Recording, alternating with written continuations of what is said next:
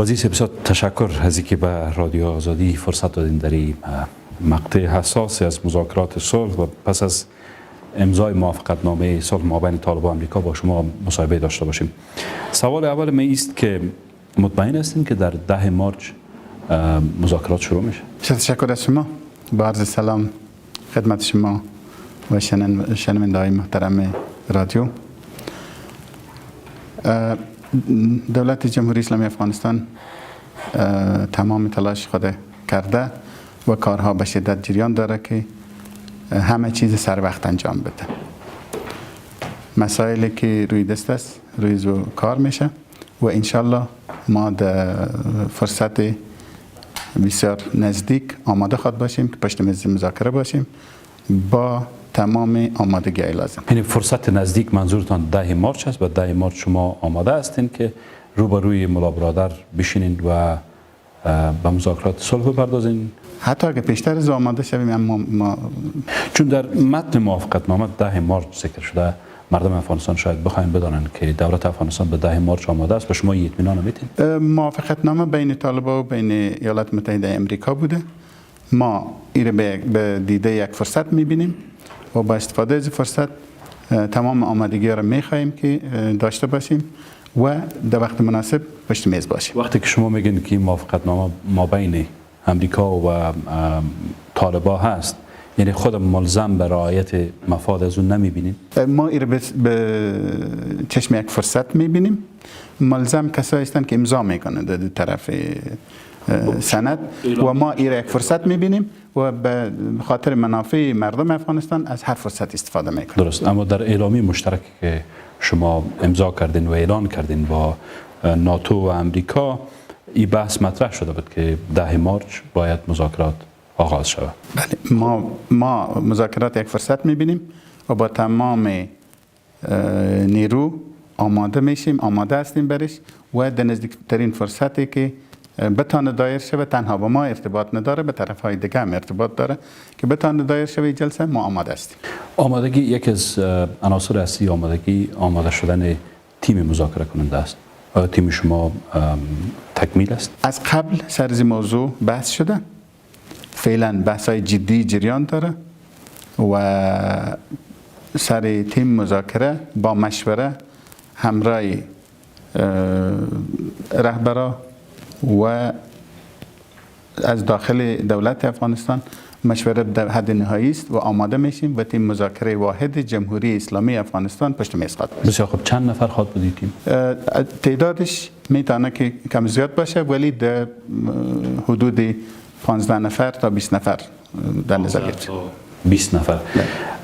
دیروز ما با سخنگوی ریاست اجرایی آقای مجیب رحیمی صحبت داشتیم رادیو آزادی.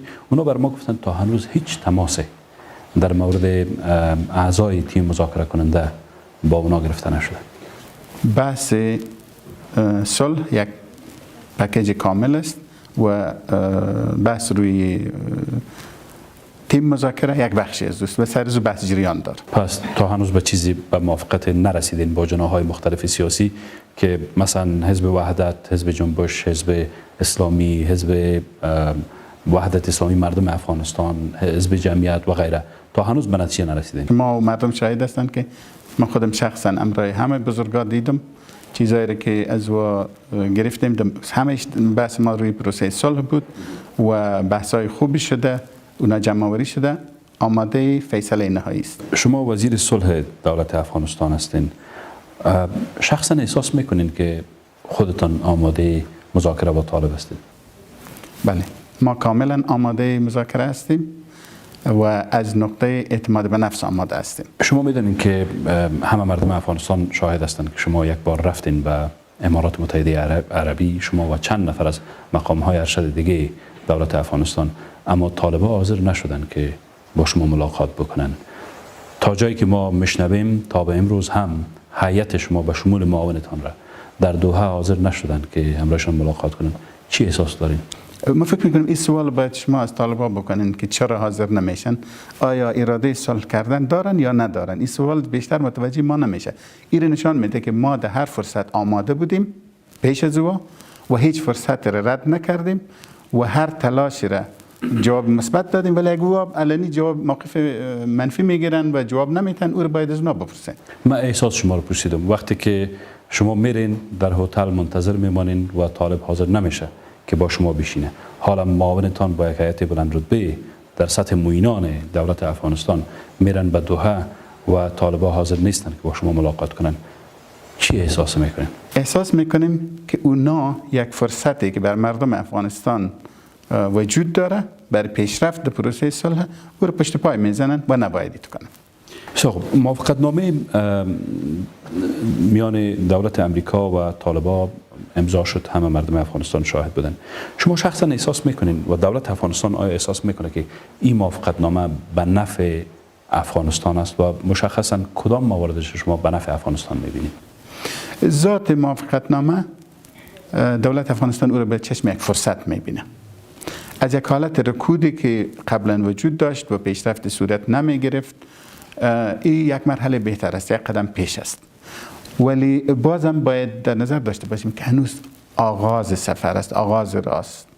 مذاکره ما با طالبان مستقیما شروع نشده، یک مانعی که وجود داشت برداشته شده، ولی هنوز ما شما باید آغاز کنیم، باید بریم گپ بزنیم و یک سفر آسان نخواد باشه، یک سفر مشکل است. و در نظر داشتی بیاناتی که در اخیر شما دیدین که بعد از امضای موافقت نامهشان صورت گرفت، معلوم میشه که بسیار آسان نخواد بود.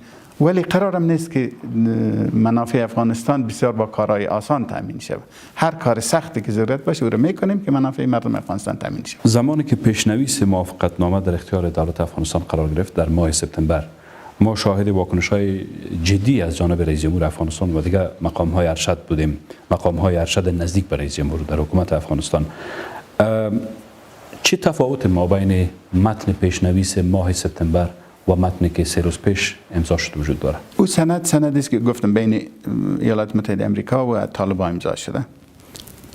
سند دولت افغانستان نیست. وقتی که سند ما دیدیم بیشتر از 19 مورد بود که سرزوا ملاحظات خود کتبی برای ایالات متحده آمریکا دادیم که در این موارد نظر ما اینمی چیز است.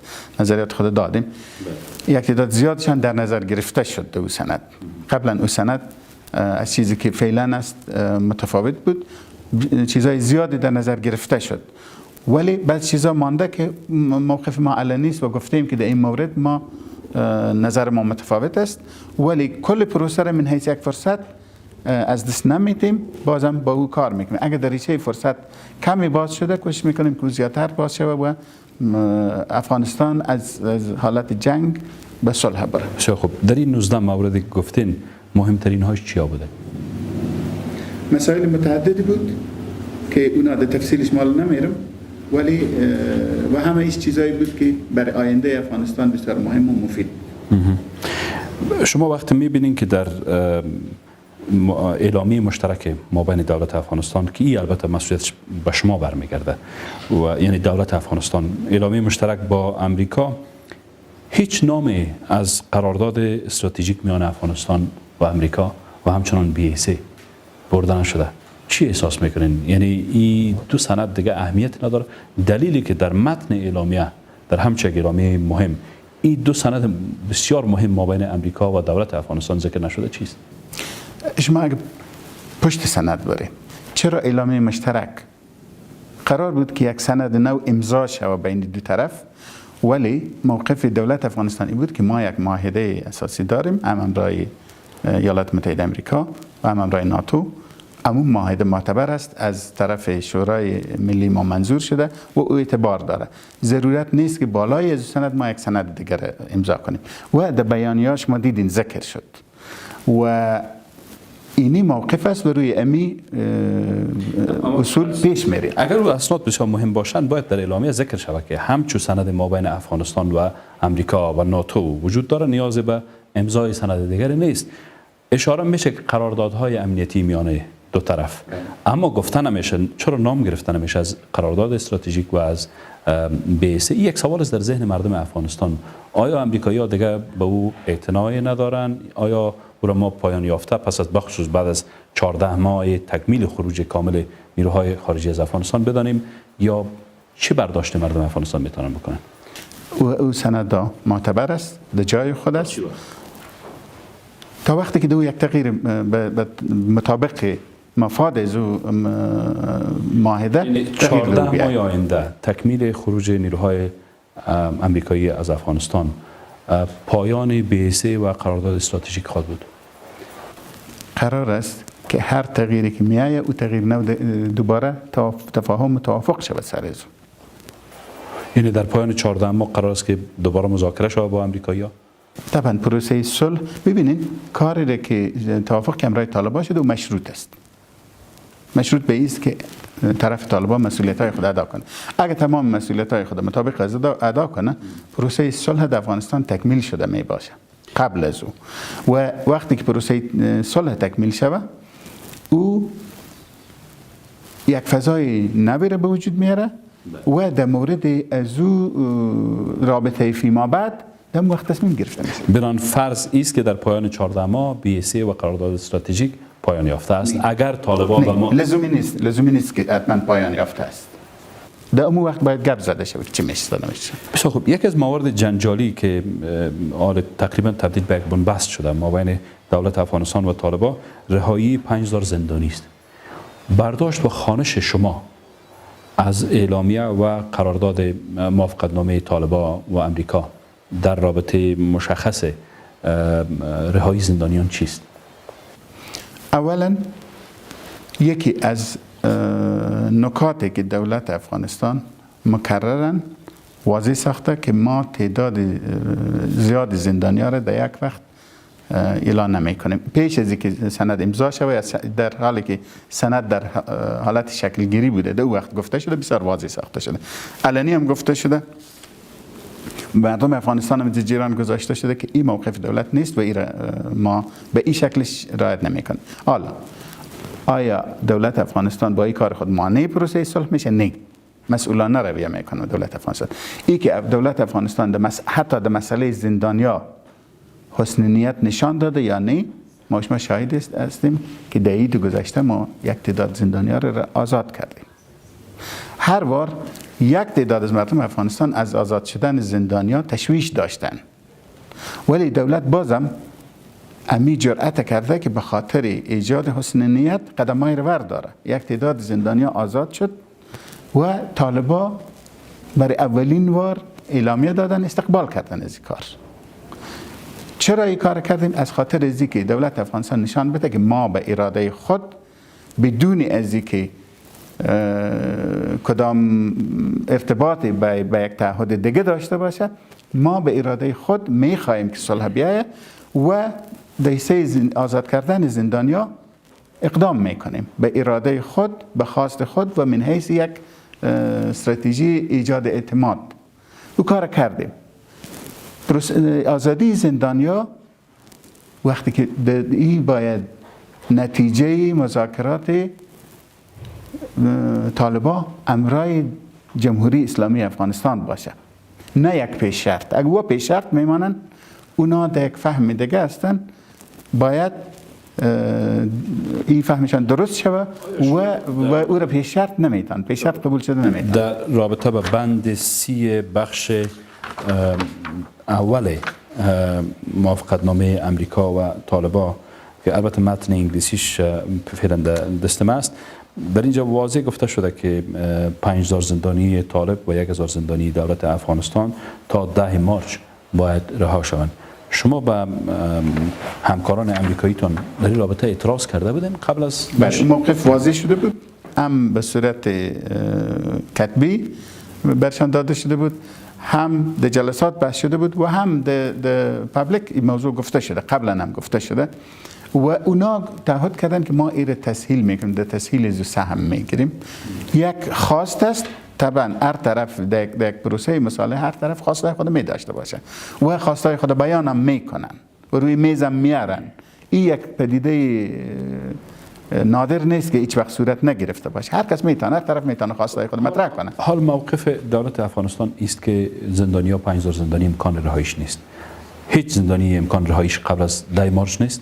آزادی هر زندانی باید دلیلش پیشرفت پروسه صلح منافع دراز مدت مردم افغانستان باشه ده او پروسه میتونه، ولی این زاده تفاهم روی این موضوع باید در مذاکرات بین جمهوری اسلامی افغانستان و طالبان صورت بگیره.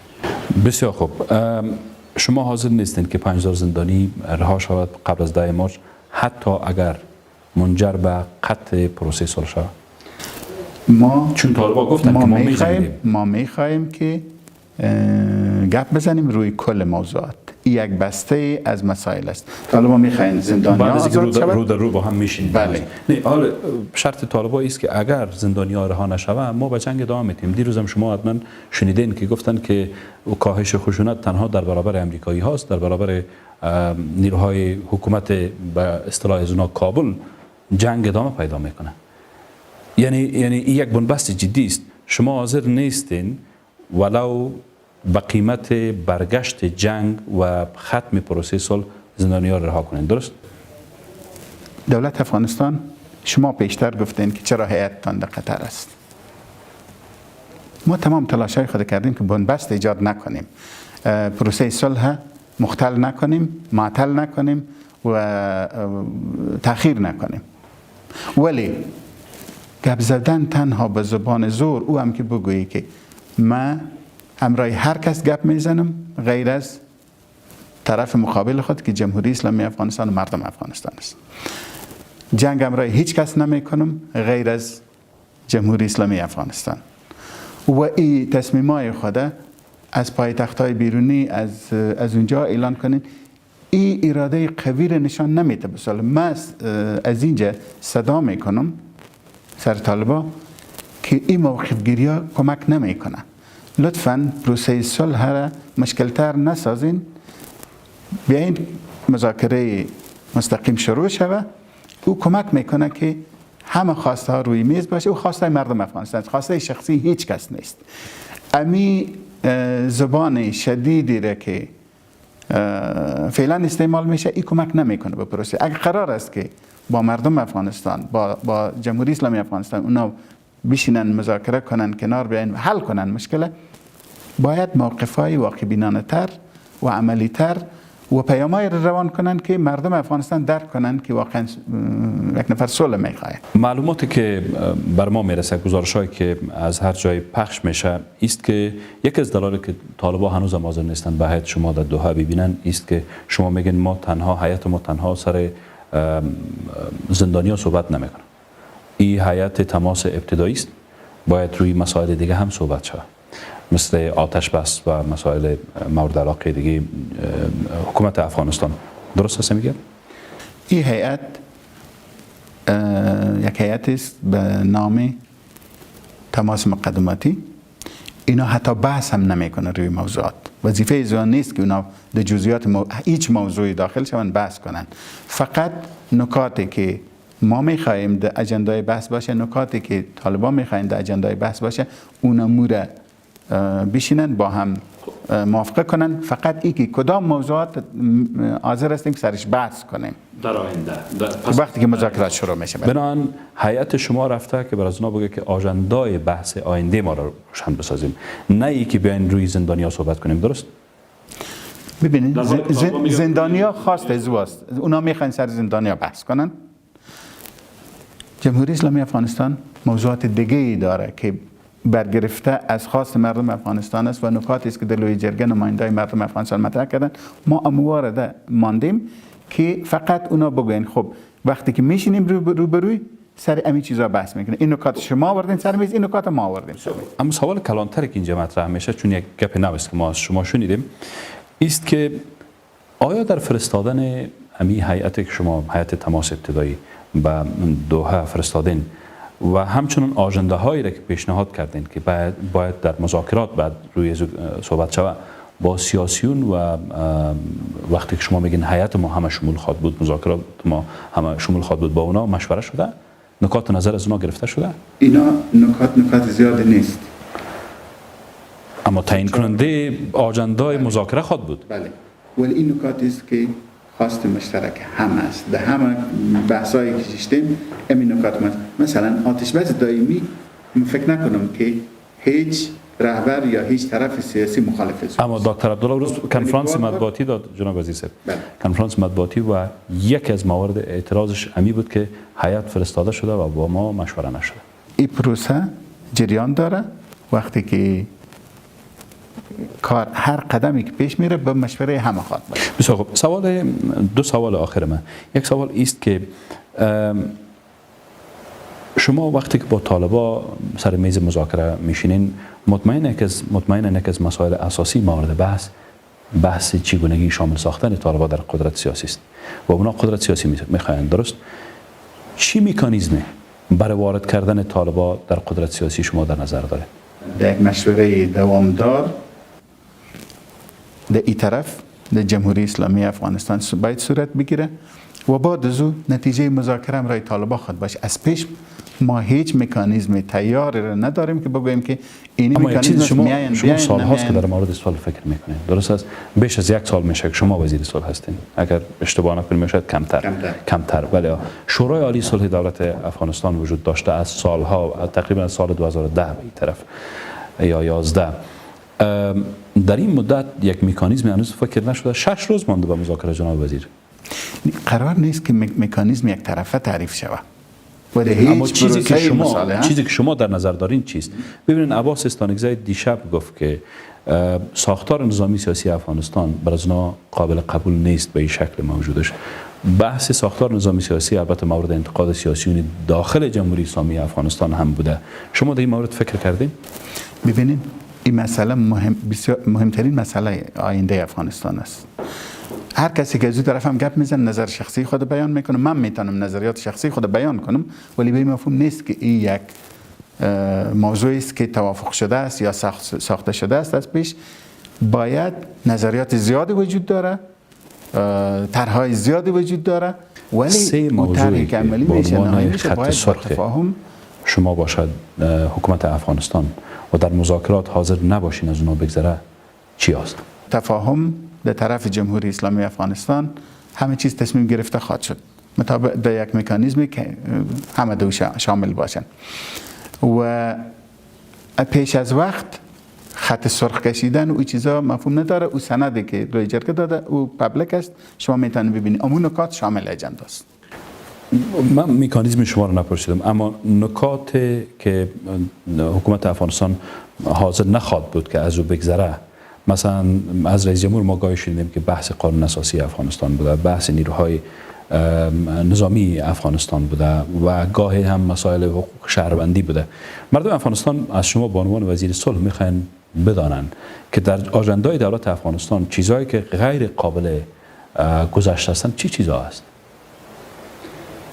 دستاوردهای سالهای گذشته یکی از ارزش‌های مهم است که باید حفظ شود. ولی بازم براتون میگم که خود ما شخصا یا ما یا هیچ کس دیگه تصمیم نگرفته.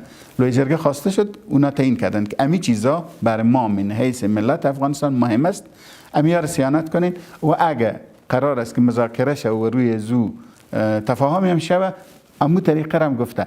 مثلا شما قانون اساسی رو گفته، بنان هیچ خط سرخ دائمی بر شما وجود نداره، هر چیز قابل بحث است و مکانیزمی برای تغییرش هم وجود داره. پیشتون درست؟ چیزایی را که مردم افغانستان گفتن مهم است برشان، اگه گفتن که او خط سرخ است او خط سرخ ماست، اگه گفتن که خط سبز است او خط سبز ماست.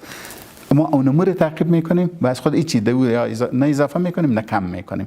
و گفتم سند لوی جرگه موجود است، میتونیم مراجعه شود. خب اگر با طالبا مذاکره شروع شود و نتیجه مذاکره این باشه که حکومت نو شکل بگیره، یا عبوری یا حکومت مشترک با طالبا، حکومت موجود حاضر به استعفا است؟ این موضوع فعلا موضوع بحث نیست. نباید پیش از که با حالت رسیده باشیم سر موضوعاتی که به صورت فرضی گپ بزنیم. حل موضوع افغانستان به چیزای فرضی نمیشه. مذاکرات شروع شه و پیش بریم چی ایجاب میکنه و هر چی که در مذاکرات توافق شد و طریقه است که تیم مذاکره فقط میره اما صلاحیتی که برشان داده شده سر اون مذاکره میکنه. اگر از او هیته بیرون میباشه پس باید بیای از رهبری صلاحیت بیشتر بگیره. این گپ در طرف طالباست. وقتی که کل سند نهایی شد اما اصلی حاکم خواد باشه که تا که سر کل چیز تفاهم نشده سر هیچ چیز تفاهم نشده. اونم اصل رعایت خواهد شد تا آخره. وقتی که سند بین دو طرف نهایی شد و سند باید بیاید از طرف شورای ملی ما، از طرف لوی جرگه، هر مکانیزمی که در امو وقت تصمیم گرفتش از طرف زو منظور شه و ملت افغانستان باید صحه بگذاره سر زو و زو دولت افغانستان امور عملی میکنه. تشکر جناب وزیر صاحب، سلامت باشید.